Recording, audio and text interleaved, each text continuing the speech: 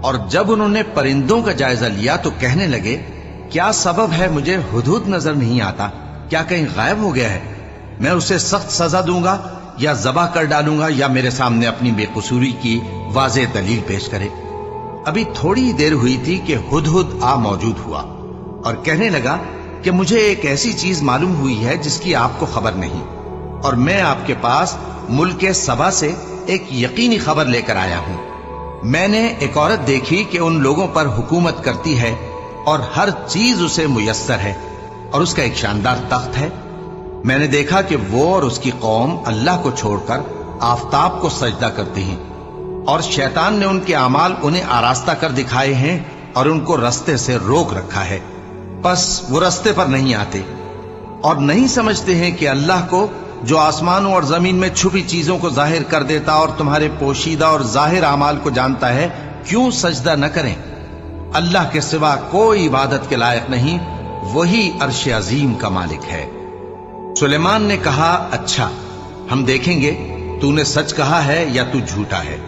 یہ میرا خط لے جا اور اسے ان کی طرف ڈال دے، پھر ان کے پاس سے ہٹ جانا اور دیکھنا کہ وہ کیا جواب دیتی ہیں۔ ملکہ نے کہا کہ دربار والوں، مجھ تک ایک نامہ گرامی پہنچایا گیا ہے، وہ سلیمان کی طرف سے ہے، اور مضمون یہ ہے کہ شروع اللہ کا نام لے کر جو بڑا مہربان نہایت رحم والا ہے، بعد اس کے یہ کہ مجھ سے سرکشی نہ کرو اور مطیع و فرما بردار ہو کر میرے پاس چلے آؤ۔ خط سنا کر کہنے لگی کہ اے اہل دربار، میرے اس معاملے میں مجھے مشورہ دو، جب تک کہ تم حاضر نہ ہو اور صلاح نہ دو میں کسی کام کا فیصلہ نہیں کیا کرتی۔ وہ بولے کہ ہم بڑے زوراور اور سخت جنگجو ہیں، اور حکم آپ کے اختیار میں ہے، تو جو حکم دیجیے گا اس کے انجام پر نظر کر لیجیے گا۔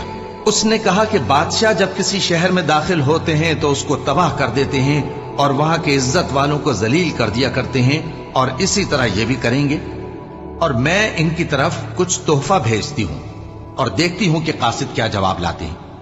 پس جب قاصد سلیمان کے پاس پہنچا تو سلیمان نے کہا کیا تم مجھے مال سے مدد دینا چاہتے ہو؟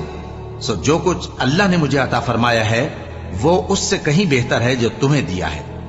حقیقت یہ ہے کہ اپنے تحفے سے تم ہی خوش ہوتے ہوگے۔ ان کے پاس واپس جاؤ، اب ہم ان پر ایسے لشکر لے کر حملہ کریں گے جن کے مقابلے کی ان میں طاقت نہ ہوگی، اور ان کو وہاں سے بے عزت کر کے نکال دیں گے اور وہ ذلیل ہوں گے۔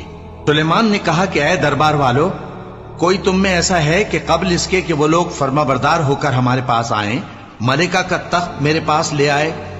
جنات میں سے ایک